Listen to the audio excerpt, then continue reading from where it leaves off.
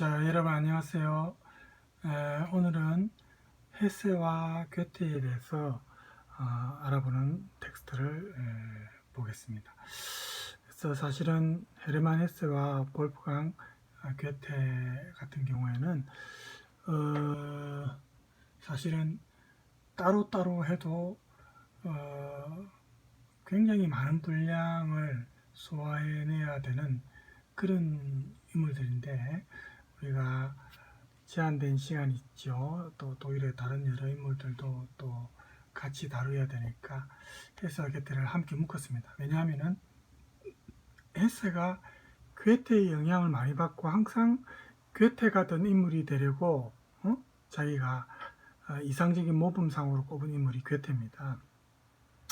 그래서 헤세의 작품에 또 괴테가 많은 영향을 미쳤고, 그래서 헤세와 괴테를 같이 묶어서 아마 함께 우리가 알아보는 시간을 갖는데, 우리가 보게 될 이 텍스트는 헤세가 괴테를 바라보는 어떤 관점, 시각, 괴테관이라고도 말할 수 있겠죠. 또 괴테를 어떻게 자기의 문학 세계에 수용했는지 이런 거를 좀 알아보고, 그래서 이제 괴테에 관한 헤세의 논문들이 많이 있습니다. 그래서 예를 들어서 뭐 여기 나와 있는 것처럼 빌헬름 마이스터의 수업 시대, 괴테의 유명한 그 교양 소설 중에 하나죠. 그 다음에 괴테에게 보내는 감사, Dank an 괴테, 괴테의 시에 관해서 über Goethes Gedicht, 한편의 신학론, 또 애독서, 뭐 이런 책들이 있습니다.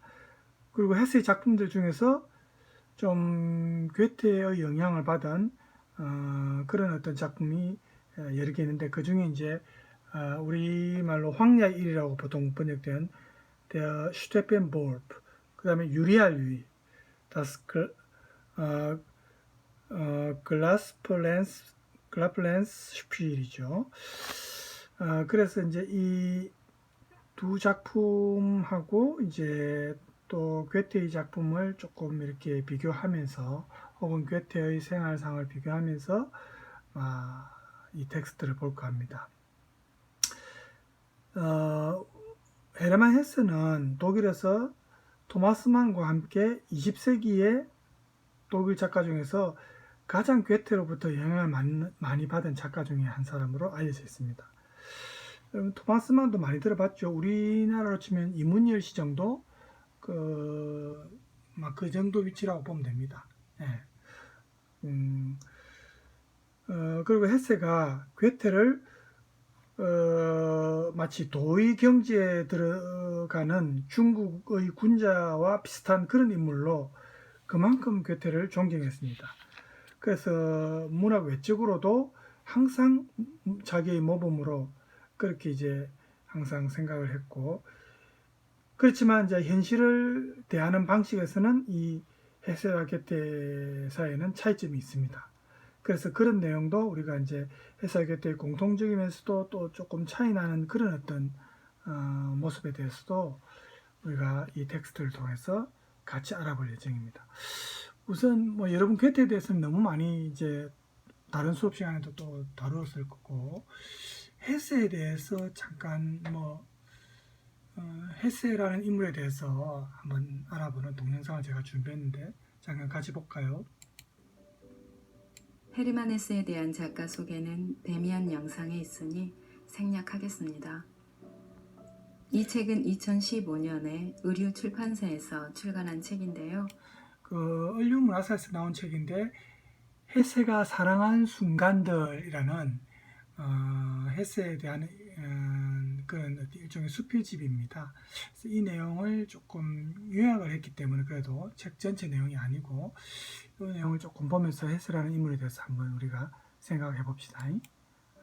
소설가이자 번역가인 배수아님께서 아주 정성스럽게 이 책은 배수아님께서 헤세의 산문 중에서 헤세적인 특성을 갖춘 작품들, 또 헤세의 독자적이고 고집스러운 정신세계를 잘 나타내는 내용을 담은 글들, 헤세를 이해하는 데 도움을 주는 글들, 작품 뒤에 드러나지 않았던 헤세를 알 수 있는 글 등을 선별해서 번역한 헤세 산문집입니다. 네. 그래서 이제 헤르만 헤세가 물론 사실 독일에서도 물론 유명한 인물이지만 독일과 유럽보다 오히려 이 한국이나 일본 이 동양에서 더 사랑받은 작가 중에 한 사람이 헤르만 헤세입니다. 뭐 시집이나 수필집이나 그래서 이 사람이 동양 사상에 또 한때 심취했고 이 사람의 어떤 시나 수필이 보면 우리 동양의 정서, 우리 한국인들의 정서와 많이 맞아떨어져요. 그래서 한국인들이 많이 사랑한 그런 작가 중에 한 명이다 이렇게 또 우리가 볼 수 있겠죠. 국내에는 소개되지 않은 헤세의 글이 다수 포함되어 있습니다. 헤세가 본 삶, 그리고 사람, 그가 스쳐 지나간 곳들을 따라가다 보면 노벨 문학상을 받은 헤세의 모습이 아닌 친근한 이웃집 헤세가 보이실 겁니다. 이 책의 구성은 1. 헤세의 방랑, 2. 헤세 그리고 사랑, 3. 헤세가 본 사람들, 4. 헤세의 생각으로 이루어져 있습니다. 목차를 쏘겠죠? 의 우물에서 한 모금의 물을 떠 마셨다. 그리고 그 물은 내 안에서 고향에 대한 그리움이라는 독을 키웠다. 내가 아는 도시 중에서 가장 아름다운 도시는 나골트 강변의 작고 오래된 슈바벤 지방 슈바르츠발트의 도시인 칼브이다. 여러분 슈바벤 지방은 어딘지 아시죠? 그 슈바르츠 발트는 이제 독일어로 슈바르츠 하면은 검은 이런 뜻이고 발트는 숲이니까 이게 우리말로 번역하면 흑림 정도인데 굉장히 숲이 너무 울창해서 여름에도 그 안에 들어가면 시원합니다. 그늘이 져서 한때 이제 전쟁 때문에 전후에 폐허화되고 앙상한 나뭇가지들 뭐 자연 환경이 파괴되면서 그렇게 숲이 이제 많이 없어졌던 그런 시기도 있었지만 다시 복원돼 가지고 그래서 이 슈바르츠 발트나 슈바뱅이라는 그 지역이 나오는데 헤세 시에는 이렇게 자연의 어떤 여러 가지 요소들 뭐 구름이든 돌멩이 하나든 뭐 흙이든 뭐든 자연 친화적인 그런 내용들이 굉장히 많이 나옵니다. 그래서 이런 게 또 우리 정서하고도 또 많이 맞는 것 같아요. 자, 계속해서 한번 봅시다. 칼부에 가게 되면 나는 우선 역으로 향하는 길을 천천히 내려간다. 교회 앞을 지나고 아들러 식당과 발트호른 식당을 지나 비숍 거리를 통과하고 나골트 강변에서 포도나무 오솔길까지 혹은 소택지까지 갔다가 거기서 강을 건너 아래쪽에 가파른 돌길인 레더가세를 통해 장터 광장까지 올라가서 시청 건물 1층을 통과하고 두 개의 커다란 낡은 우물을 지날 때는 라틴어 학교의 오래된 건물을 한번 올려다보는 것도 잊지 않는다. 카넨비르츠 여관의 마당에서는 닭들이 꼬꼬댁거리는 소리도 듣는다. 다시 내리막길로 접어들어 사슴 식당 앞을 지나쳐 다리 위에 이르면 나는 한참 동안 가만히 서 있는다. 그곳은 이 도시에서 내가 가장 사랑하는 장소다. 피렌체의 대성당과도 바꿀 수 없다. 아름다운 석조다리 위에서 강물의 흐름을 눈으로 쫓는다. 흘러가는 강물과 흘러오는 강물을 본다. 누가 사는지 알지 못하는 집들을 바라본다. 어느 한 집에서 어여쁜 소녀가 창밖을 내다보아도 나는 그 소녀의 이름이 무언지 알지 못한다. 그러나 30년 전에는 그 많은 창문 뒤편에서 보이는 그 어떤 소녀도, 그 어떤 남자도, 그 어떤 노파도, 심지어는 개나 고양이까지 내가 이름을 모르는 이는 아무도 없었다. 다리 위를 지나다니는 모든 마차나 말이 누구의 것인지 나는 잘 알고 있었다. 지금 이제 읽어주고 있는 내용은 헤세의 방랑이라는 그 내용 중에 하나입니다. 근데 지금 내용들을 이렇게 읽어보면 뭐 여러분한테는 크게 공감 가는지 모르겠지만 제가 이제 50대 중반인데 제 같은 나이 제 어릴 때 어떤 그런 추억과 비교하면은 우리 정서에는 맞는 것 같아요. 그죠? 아주 소박하고 우리 동네나 마을에서 한번 좀 볼 수 있는 그런 풍경들, 그죠? 좀 이 묘사된 내용들이 보면은 낯선 내용들이 아니에요. 마치 우리 주변에서 볼 수 있는, 우리 시골 마을에서 볼 수 있는 그런 내용들입니다. 물론 최근에 이제 도시 생활하는 현대인들한테는 조금 거리감이 있는 내용이지만, 그래서 이제 이런 내용들이 아마 정서적으로 좀 맞았던 것 같아요. 나는 모든 것을 알았다. 학교 친구들 모두와 그들 각자가 좋아하는 놀이와 별명, 빵집들과 거기서 파는 상품들, 정육점과 거기서 기르는 개들, 꽃들과 무당벌레, 새들과 새둥지, 그리고 정원에는 어떤 종류의 구스베리 열매가 열리는지. 칼부에는 묘한 아름다움이 있다. 거기서 그 아름다움을 굳이 다시 이야기할 필요는 없다.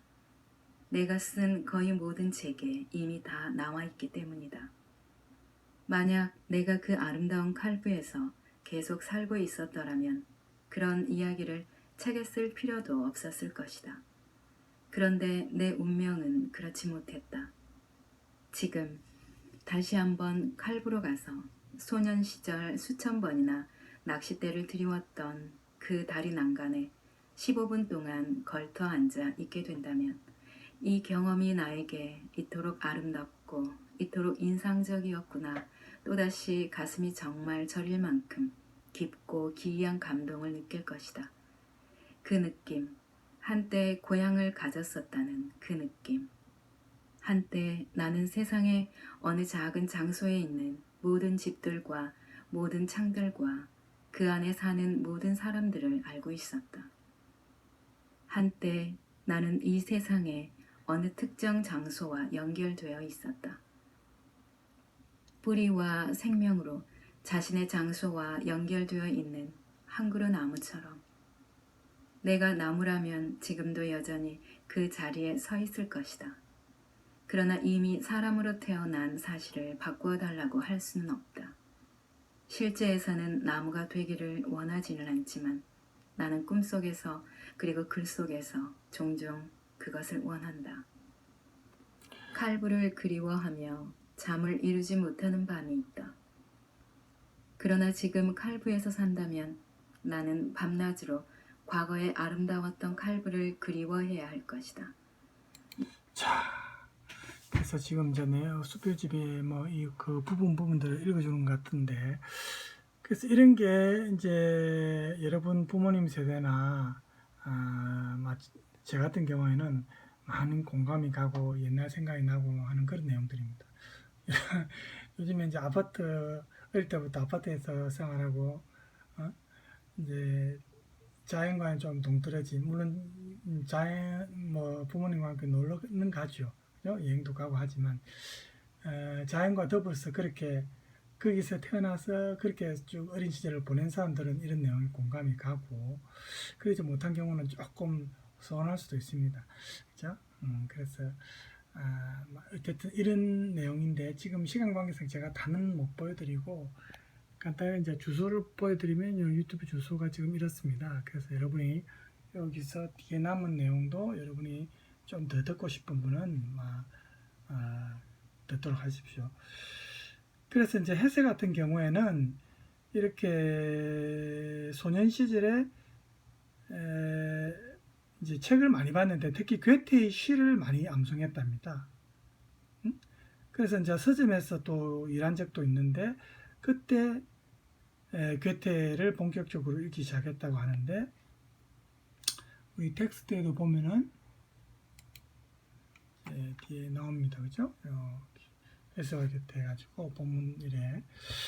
그래서 이제 그 소년 시절의 헤세에게 괴테는 우리가 방금 들은 내용들에서도 뭐 숲이나 들, 뭐 어떤 이런 묘사들이 나오는데, 민속의 어떤 지혜나 자연과 어떤 또 순수한 시인, 음악성을 갖추는 시인, 영혼이 젊고 소박한 사람, 이런 이미지였습니다. 어린 시절의 괴테는 괴테 시를 많이 읽었을 때.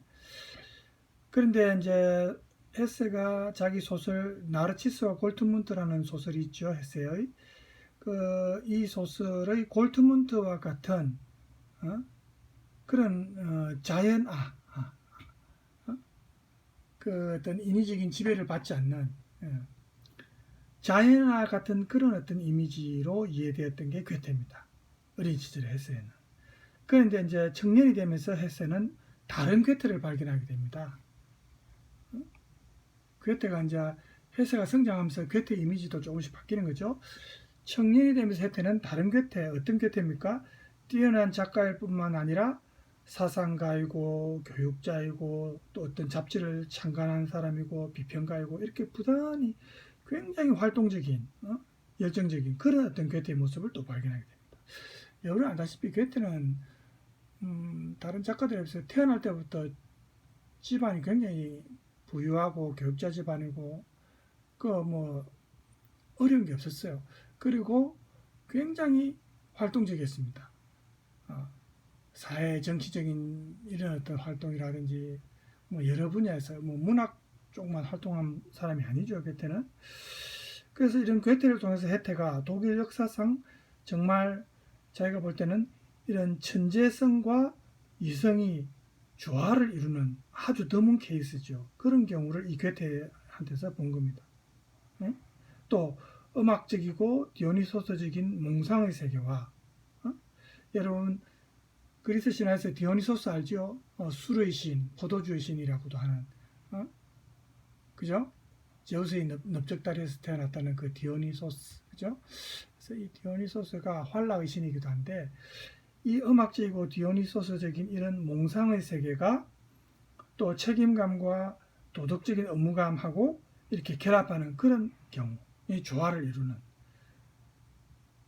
이 서로 상반되는 요소들이 통일되고 조화를 이루는 경우를 괴테에서 헤세가 발견했다는 겁니다. 하지만 시대적으로 볼 때 그 진실이 사치가 되고 거짓이 애국의 이름으로 찬양되던 그 세계대전 기간 2차 세계대전 기간 동안에 독일에서 괴테는 의미가 점점 퇴색되었습니다. 그 당시에. 물론 뭐 지금 괴테는 여전히 독일에서 최고의 그 문인 중에 한 명이고 독일 문화어를 괴테 인스티튜트 이렇게 부를 정도면은 괴테라는 이름을 붙일 정도니까 독일 문화원에 얼마나 괴테가 독일을 대표하는 인물인지 우리가 알 수 있지요. 근데 어쨌든 이렇게 전쟁 기간 1차 세계대전 기간 동안에 막 그런 시대적 막 분위기가 또 우리가 간과할 수 없죠. 그런데 이런 괴테에게서 벗어날 수도 없고 무관심할 수도 없었던 헤세는 전쟁 후에 자 조금 더 밑으로 내려갈까요? 노년의 괴테에게서 또 새로운 모습을 발견하게 됩니다. 노년의 괴테에게서 그죠? 우리가 알고 있는 괴테 작품 중에 가장 걸작 중에 하나인 파우스트도 괴테가 말년에 완성한 책 아닙니까? 물론 말년에 처음부터 쓴 건 아니고 젊을 때부터 쓰다가 이제 마지막으로 완성한 게 괴테가 나이가 많았을 때 말년에 완성한 책이지만 어쨌든 이 노년의 괴테에게서 이 헤세가 또 새로운 모습을 발견합니다. 그게 뭐냐? 현명한 사람, 여기 말하는 현자입니다. 현자로서의 괴테의 모습을 발견하게 됩니다. 이 나이가 들어서 이 괴테의 어떤 지혜를 헤세는 정말 이거는 시대를 초월해서 시간과 공간을 초월하는 그런 지성의 산물이 아니라 경건성이나 경외감이나 봉사나 아까 말했던 어떤 동양에서의 군자, 도의 세계 이런 경지에 이런 사람으로 보였던 겁니다. 그래서 괴테의 지혜가 마치 아까 말했다시피 중국이나 고대 중국이나 인도나 그리스 이런 시절의 어떤 지혜를 담고 있는 것처럼 그러한 지혜를 습득한 사람은 더 이상 현실과 갈등하지도 않는다. 네? 온갖 삶의 그런 어떤 어려움, 그런 어떤 굴레로부터 벗어나서 완전히 순수한 상태, 순진무구한 상태로 들어서게 되는 그런 어떤 경지, 노년의 괴테를 그렇게 이제 해서는 본 겁니다. 그래서 어떻게 보면 삶을 달관한 그런 어떤 사람처럼 괴테가 보였어요. 헤세가 항상 괴텍에서 자기한테 부족한 것을 괴텍에서 찾았던 것이 명랑성입니다. 순진무구한 명랑성. 헤세가 평생 동안 갈망했던 겁니다. 근데 괴텍에서 그런 게 있더라 이 말입니다. 우리 텍스트에도 지금 나오지만 뒤에 보세요. 헤세는 괴테를 감성과 이성, 환상과 현실, 자연과 정신, 이런 상반되는 게 서로 통합되는 이런 양극성이 통합된 조화를 이룬 그런 작가로 보한 겁니다. 그러니까 대립되는 것처럼 보이는 이런 양극이 괴테에게 있어서는 하나가 되는 겁니다. 마치 우리가 숨을 들이쉬고 숨을 내쉬는 것처럼, 혹은 빛과 그림자처럼 둘이면서도 동시에 하나다. 한쪽만 있지 않죠. 항상 두 개 같이 있는 거 아닙니까? 방금 말한 거, 숨을 들이쉬고 내쉬는 거나 빛이나 그림자나, 그죠?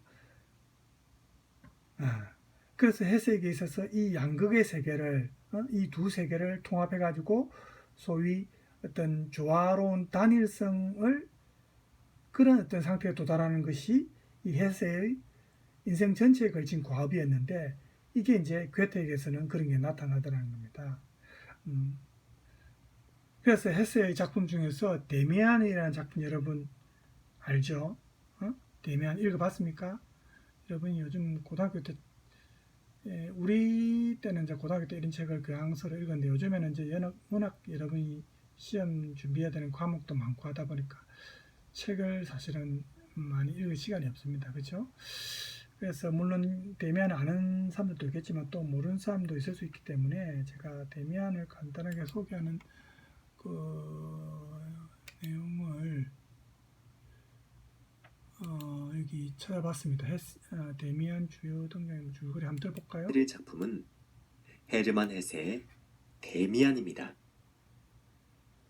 작가는 독일의 소설가 겸 시인 겸 화가이고요.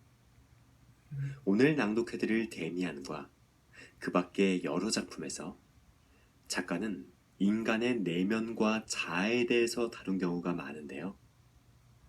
헤르만 헤세는 문명에서 벗어나 인간의 본질을 탐구하고자 한 문학가라고 합니다. 대표작으로 수레바퀴 밑에서, 데미안, 시다르타, 유리알 유희 등이 있는데요. 특히 작가는 유리알 유희로 1946년 노벨문학상을 수상하였습니다. 헤세 소개죠. 자, 그럼 자, 데미안의 줄거리 시작하겠습니다. 주요 등장인물은 여기 지금 나왔으니까 잠깐 보세요. 에밀 싱클레어, 그 다음에 막스 데미안, 프란츠 크로머, 피스토리우스, 에바 부인, 아브락사스. 자, 이렇게 주요 등장인물로 나오고 있습니다. 자, 그럼 들어볼까요? 데미안, 헤르만 헤세. 부모의 따뜻한 보살핌과 기독교 신앙의 가르침 안에서 자라는 싱클레어는 평범한 소년이다. 좁지만 편안함을 주는 집과 집 밖의 어둠의 세계에도 두려움과 함께 호기심을 갖고 접촉하고 있었다. 어둡고 무시무시한 곳이지만 때론 솔직한 감정 교류에 집보다 흥미롭고 매혹을 느끼기도 하지만 싸움과 다툼이 빈번할 때면 신앙심 깊고 따뜻한 어머니의 품에 달려가 다시 편안함을 되찾곤 한다. 어느 날 마을에 싱클레어보다 3살 많은 양복점 아들 프란츠 크로머에게 뜻하지 않게 마을 과수원에서 사과를 훔쳤다고 거짓말을 하게 되었다. 어른 흉내내기를 좋아하고 불량스러운 프란츠 크로머는 싱클레어의 말을 트집잡아 돈을 요구하게 된다. 이로 인해 부모의 돈을 훔쳐 크로머에게 바치는 일이 계속되었고 싱클레어는 한 주가 1년같이 느껴지는 길고 고통스러운 시간을 보낸다. 그러던 중에 싱클레어는 학교로 새로 전학 온 데미안이라는 어른스러운 아이를 만나게 된다. 데미안은 싱클레어가 갖고 있는 내면의 갈등과 외부의 고통을 발견하고 선악의 이분법적 세계로부터 벗어나 독립할 수 있게끔 그를 돕는다. 싱클레어는 운명처럼 받아들일 수밖에 없었던 크로머와의 사건에서도 벗어나게 된다. 데미안은 보통 아이들과 달리 자신의 생각을 분명하게 전할 줄 알았고 때로는 선생님의 의견에 반박할 줄도 알았다. 어느 수업 시간 싱클레어는 데미안을 통해 흔히 알고 있고 한 번도 의심해 본 적이 없는 성경에 나오는 카인과 아벨 이야기에 전혀 다른 해석을 듣는다. 카인은 끔찍한 살인자가 아닌 용감하고 지혜로운 사람이라 했고 아벨은 그 용감함을 두려워하는 겁쟁이라고 말해주었다. 아벨과 같은 사람들은 그러한 무서움이 카인 이마에 흉한 표식을 가지고 있어서 그렇다고 핑계대는 것이라고 얘기한다. 이렇듯 싱클레어는 데미안을 통한 새로운 해석과 그와의 교류를 통해 어릴 적 선악의 이분법적 세계의 구분과 가르침이 절대적인 것이 아님을 알게 되고 부모의 밝은 세계로부터 독립해 데미안처럼 행동하고 종교에 대해 좀 더 개인적이고 유희적인 생각을 하게 되었다. 고등학교에 들어가게 된 싱클레어는 데미안과 떨어져 지내야 했다. 싱클레어는 데미안처럼 어른스럽게 행동했고 독특한 생각을 했던 것처럼 혼자 사색하고 자신의 생각을 곧잘 주장했다. 술을 마시고 나쁜 친구들과 어울리며 어린 시절의 밝은 세계에 갇혀있던 것과는 대조적으로 이제는 어둠의 세계에 사로잡힌 자신을 발견한 것이다. 하지만 그의 독특한 생각과 남다른 행동은 그들과조차 어울릴 수 없었고 퇴학 위기까지 당한다. 그러던 어느 봄날 공원에서 아름답고 우아해 보이는 여인을 보게 된다. 처음이자 마지막으로 본 여인이었지만 싱클레어는 잊을 수가 없었고 그 여인을 닮은 그림을 그려본다. 영리해 보이고 소녀 같았지만 소년 같기도 하고 슬퍼 보이면서도 아름다운 그 그림을 보면서 그는 데미안을 떠올린다. 그에 대한 그리움으로 자신이 그린 알을 뚫고 날아오르는 매의 그림을 데미안에게 보낸다. 얼마 후 데미안으로부터 온 답장에는 다음과 같이 적혀 있었다. 새는 알을 뚫고 나오기 위해 싸운다. 알은 세계다. 태어나려는 자는 하나의 세계를 깨뜨려야 한다. 알을 뚫고 나온 새는 신에게로 날아간다. 신의 이름은 아브락사스다. 그 후 싱클레어는 아브락사스의 의미를 찾아 방황한다. 싱클레어는 신부 피스토리우스를 만나 그로부터 아브락사스의 의미를 배우게 된다. 그는 신이기도 하면서 동시에 악마이기도 한 아브락사스를 알아가면서 선과 악의 내면의 갈등을 통합해 나가는 내적 자아의 힘을 발견하게 된다. 이제 이런 부분이 괴테의 영향을 받은 거죠. 그죠? 상반되는 어떤 두 가지 요소의 어떤 통일, 조화 이런 걸 추구하는 게 괴테의 작품의 특징인데 헤르만 헤세가 이제 괴테 영향을 받은 부분이 이런 부분이라고 볼 수 있습니다. 어느 날 그는 어머니이자 연인이면서 동시에 창녀이자 매춘부인 낯선 여성의 영상을 꿈속에서 대면하게 된다. 싱클레어는 자신의 꿈에 나타난 영상과 씨름하면서 선악의 모든 대립되는 세계가 자신 안에서 통합되는 일체감, 즉 아브락사스를 체험하게 된다. 이제 비로소 어릴 적 두 세계의 억눌림과 죄의식으로부터 완전히 갈라서고 자유로워진 것이다. 그러다 싱클레어는 피스토리우스가 내뱉는 아브락사스의 가르침에 대해 의문을 갖는다. 아브락사스는 선과 악을 통합하는 내적인 건강한 분별력으로 새로운 것을 창조해내는 힘인데, 이러한 가르침과 달리 피스토리우스는 과거의 종교의식에 집착하는 모습을 보였기 때문이다. 이에 대한 싱클레어의 비판으로 두 사람의 관계는 파국을 맞게 된다. 18살이 된 싱클레어.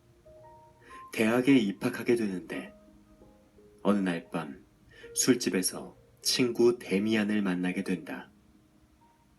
그리고 바로 다음 날 데미안의 어머니 에바 부인을 보게 된다. 그의 어머니는 자신이 예전 공원에서 봤던 그 아름답던 여인과 너무 닮아 있었다.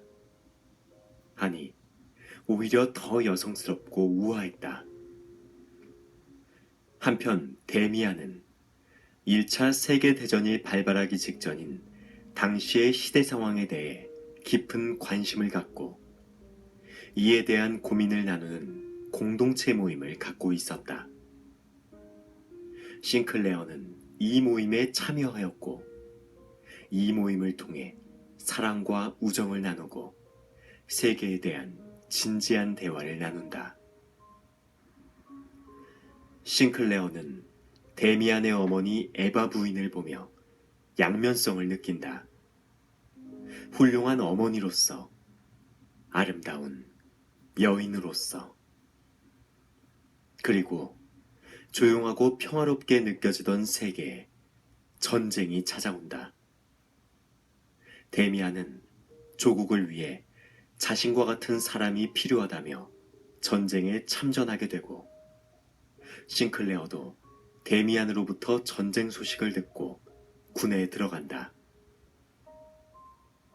전쟁터에서 싱클레어는 큰 부상을 당한다. 희미하게 정신을 차렸을 때 옆에 데미안이 누워 있었다. 데미안은 이제 자신을 부르고 싶으면 싱클레어 자신의 내면에 귀를 기울이라고 한다.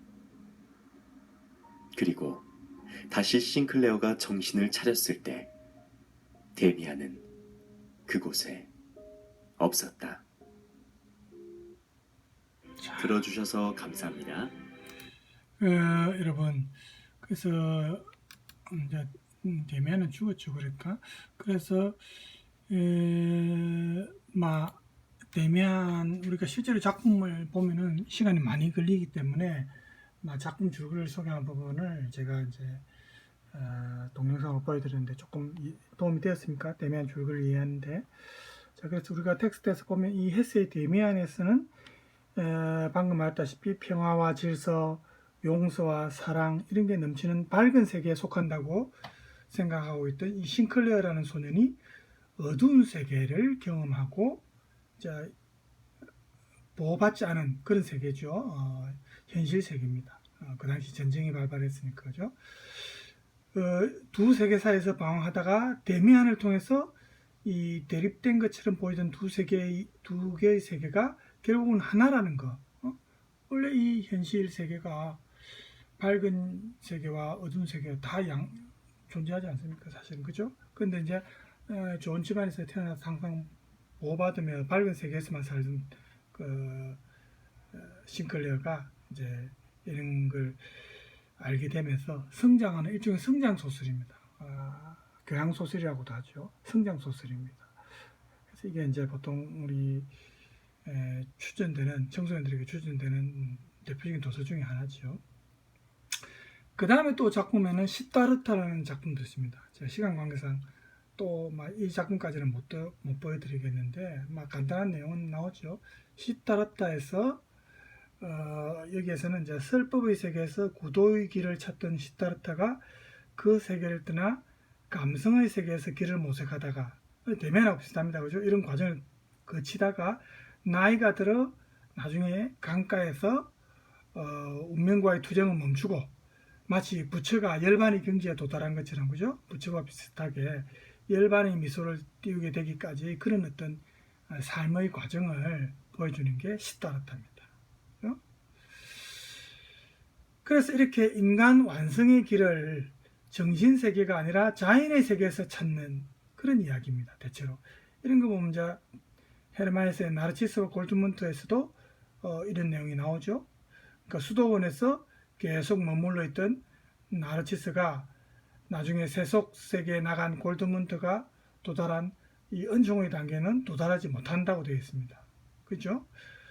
그리고 황야의 일이라는 작품에서도 책의 인간인 하리 할리는 관능의 세계와의 만남을 통해서 삶의 지혜를 배우게 되는데, 그러니까 이게 이제 보호만 받고 항상 그 부모 밑에서 보호만 받고 이렇게 사는 거하고 다르죠. 나중에 이제 이 성인으로 성장하면서 이런 것도 경험하는 겁니다. 관능의 세계와의 만남을 통해서 삶의 지혜를 또 배우게 되고, 여인을 통해서 세상을 알아가는 괴테도 마찬가지 아닙니까? 그죠? 괴테 작품에서 그 여인들이 영향을 미친 작품들이 얼마나 많습니까? 그래서 이러한 것은 학문의 세계에서 마치 이제 괴테의 파우스트처럼, 그죠? 학문의 세계에서 절망한 파우스트가 세속의 여성 그레텐을 통해서 이 여인과의 사랑을 통해서 삶의 의미를 배우고 삶을 긍정하게 되는 것하고 거의 일맥상통하다. 이렇게 우리가 볼 수 있다는 겁니다. 그죠? 그래서 이러한 어떤 각성하는 과정, 깨닫는 과정, 또는 구원받는 과정, 이게 누구나 들어가는 그런 과정은 아니죠. 파우스트나 또 시타르타나 또 이제 그 아까 등장인물 할러, 그죠? 그 어디입니까? 황야 1에 나오는 할러, 이런 사람들은 모두가 죽음을 생각할 정도로 절망을 다 경험했던 그런 사람들입니다. 그죠? 그래서 이 등장인물들의 공통점은 전부 삶에 대한 진지성이다. 이런 어려운 과정, 절망의 과정을 겪어서 나중에 구원을 받게 되죠. 파우스트 작품에서 이렇게 보면 어쨌든 간에 모든 여성적인 것이 하늘로 이끈다는 그런 표현이 뒤에 나오지 않습니까? 그죠? 구원받는 과정, 그죠? 그래서 이런 어떤 과정을 통해서 이제 결과적으로 구원을 받게 되고, 그 괴테의 작품 중에서 이제 여러분 빌헬름 마이스터라는 작품 알죠? 교양소설. 또 소개해주고 싶은데 내용이 좀 깁니다. 여러분들이 개인적으로 좀 찾아서 읽어보십시오. 아니면 다음 시간에 제가 준비를 해서 보여드리는지 하겠습니다. 빌헬름 마이스트라는 이 교양소설에서 이 주인공 빌헬름 마이스트의 천성이 항상 감사하는 마음, 공정함, 뭐 이런 건데, 또 그의 본질은 사랑입니다. 그래서 이렇게 생각한 자 헤세가 빌헬름을 교육받는 면에서는 일종의 천재다, 이렇게 봤습니다. 이 빌헬름 마이스터의 뭡니까, 그 교양소설 그 있죠, 괴테의 작품을 보고 헤세가 느낀 게, 이 빌헬름이라는 등장인물은 교육받는 면에서는 일종의 천재구나, 이런 생각을 가졌다는 겁니다. 삶에 임하는 자세가 이 빌헬름이 너무나도 성실하고 또 자기 자신을 고양시키는 어떤 욕구가 강렬하고 이런 걸 이제 이 작품에서 헤세가 느낀 거예요. 그래서 헤세가 우리 인성의 개발을 우리가 인간이 되는 과정, 인간이 형성되는 과정, 또는 자기가 자기 스스로를 구현하는 과정이라고 이제 보통 부르는데, 이 자기 구현이라는 것은 참된 자아를 발견하고 자신의 가능성을 인식하고, 그래서 끊임없이 자기 스스로를 개발하고 발전시키면서 앞으로 나아가는 것. 이게 이제 인간이 되는 인간 형성 과정이다. 이렇게 이제 해석을 보는데, 우리 텍스트에도 나오죠? 그래서 우리는 무상하고 우리는 형성 도중에 있다. 이제 독일어로 베르덴이죠. 형성 도중에 있고 우리는 가능성이다. 독일어로 메클리히카이트. 가능성이다. 자기의 노력에 의하에 따라서 될 수도 있고 안 될 수도 있고 가능성입니다.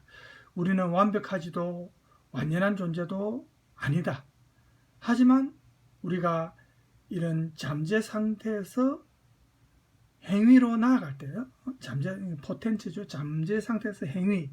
독일어로 하면 이제 타트인데, 잠재적인 상태에서 실제적인 행위로 나아갈 때, 또 가능성으로부터 실현으로 나아갈 때 우리는 참된 존재에 속하게 되고 또 완벽한 것에 조금씩이나마 닮아가게 된다.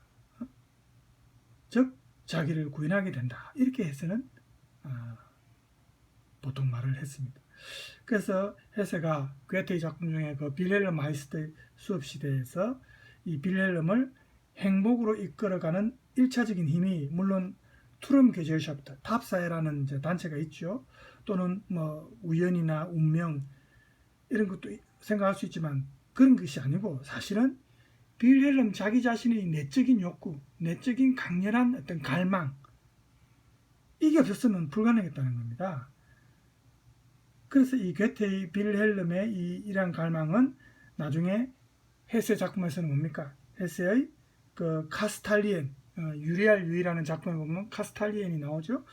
이 카스탈리엔에서 최고의 위치에까지 오른 유희의 명인 요셉 크네이트죠. 요셉 크네이트로 하여금 현실에서 활동하기 위해 바깥 세상으로, 현실 세계로 나아가게 하는 그 원동력이 됩니다. 그러니까 빌헬름 마이스터의 수업 시대 이 작품에 영향을 받은 것이 헤세의 작품이 유리알 유이라는 겁니다. 네? 유리알 유이라는 작품에 대해서 잠깐 우리가 지금 시간이 벌써 42분이네요. 유리알 유이를 제가 이제 지금 여기 한 13분짜리 간볼까? 유리알 유이 줄거리. 오늘 소개할 작품은 1943년 발표된 그의 마지막 소설이자 헤르만 헤세가 평생 추구했던 정신세계가 완성되었다고 평가받는 유리알 유이입니다. 유이라는 작품입니다. 헤르만 헤세는 1877년 독일에서 태어나 1962년 스위스에서 사망한 독일계 스위스 작가입니다. 헤르만 헤세를 가장 상징적으로 보여주는 사건이 있는데요. 바로 어린 시절 오직 시인이 되겠다는 결심으로 수도원 학교를 도망친 것이죠. 사회적인 성공보다는 정신적 삶을 추구했던 그의 성향이 일찍부터 잘 드러난 일화인 것 같습니다. 다른 작품 수레바퀴 아래서를 보시면 답답한 교육과정에 적응하지 못해 고통받는 한 소년의 모습을 확인하실 수 있습니다.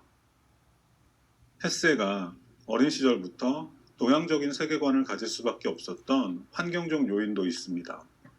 경건한 선교사 집안에서 태어났고, 그렇죠? 외할아버지는 저명한 인도학 학자였으며 인도에서 선교사로 활동했던 부모와 일본 학자였던 외삼촌 등 헤세에게는 동양에 대한 관심을 불러일으킬 만한 완벽한 환경이 갖춰져 있었습니다. 외부 환경 또한 빼놓을 수는 없을 것 같습니다. 1877년에 태어난 헤르만 헤세는 사는 동안 1차 대전과 2차 대전을 모두 경험했는데요. 철저한 반전주의자였던 작가 입장에서는 자신의 모국에서 비롯된 두 번의 전쟁과 또 그 전쟁으로 인해 목숨을 잃은 수많은 젊은이들, 그리고 철저하게 파괴된 인간 존엄과 예술의 가치 앞에서 절망하지 않을 수 없었습니다. 특히 2차 대전이 막바지에 이르던 1943년 발표된 유리알 유이는 예술의 추구를 통해 파괴된 인간의 가치를 되살려 보려는 소망이 담긴 작품인데요. 물질적 가치만을 우선시하는 사회에 피로를 느끼는 분이라면 이 책이 소중한 탈출구가 되지 않을까 생각합니다. 작품의 배경은 아주 먼 미래입니다. 무려 서기 2400년경의 한 작가가 200년 전인 2200년경에 살았던 요제프 크네이트라는 전설적인 유리알 유의 명인의 기록을 수집해 그의 일대기를 정리한 형태로 구성되어 있는데요.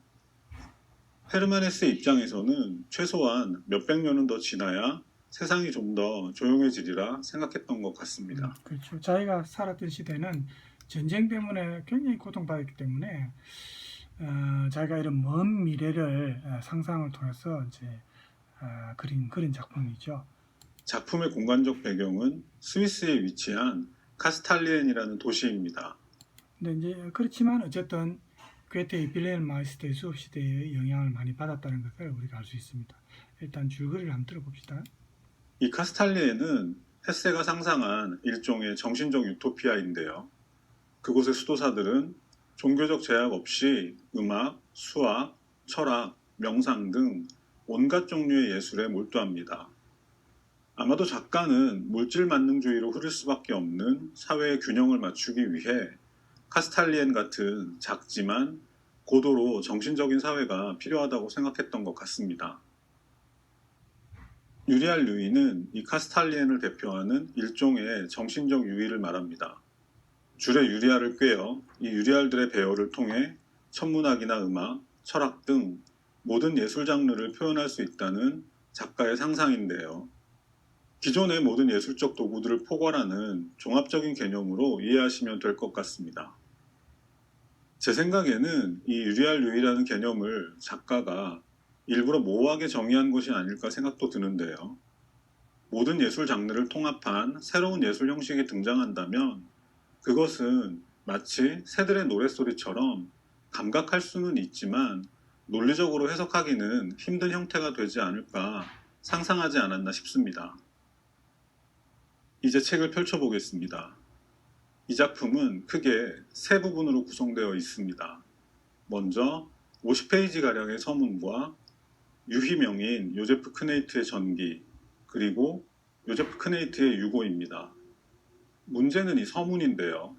유리알 류의 역사를 일반인에게 알기 쉽게 설명하기 위하여 라는 부제가 달려 있지만 실제로는 지루한 내용이 50페이지 가까이 펼쳐지기 때문에 그렇죠. 과감하게 본문부터 시작하셔도 무방할 것 같습니다. 일반 독자들을 위해서 그렇죠.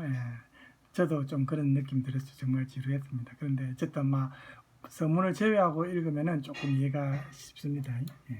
서문은 오히려 책을 다 읽고 난 다음에 보면 더 이해가 쉽지 않을까 싶습니다. 본문인 유희명인 요제프 크네이트의 전기는 요제프 크네이트라는 한 소년이 유리알 류의 명인이 되기까지의 과정을 그리고 있고, 마지막 요제프 크네이트의 유고는 정신적인 세계에 관한 단편 소설 3편이 수록되어 있습니다.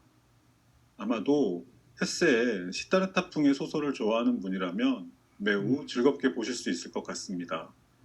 그리고 나서 마지막에 서문을 보면 되겠죠. 이제 이 책의 주인공인 요제프 크네이트를 중심으로 작품을 살펴보도록 하겠습니다. 저는 이 책을 꽤 어린 나이에 처음 읽었는데요. 아무리 시간이 흘러도 요제프 크네이트라는 이름이 잊혀지지 않는 게 꽤 신기하다 생각했습니다. 요제프 크네이트의 부모와 출생 배경에 대해서는 아무것도 알려져 있지 않습니다. 작가는 그가 일찍 부모를 잃었거나 혹은 불우한 여건에서 자라다가 교육청에 의해 입양되었을 것이라 설명합니다. 요제프 크네이트에 관해서는 이 밖에도 현실감이 떨어지는 설정들이 더 등장하는데요.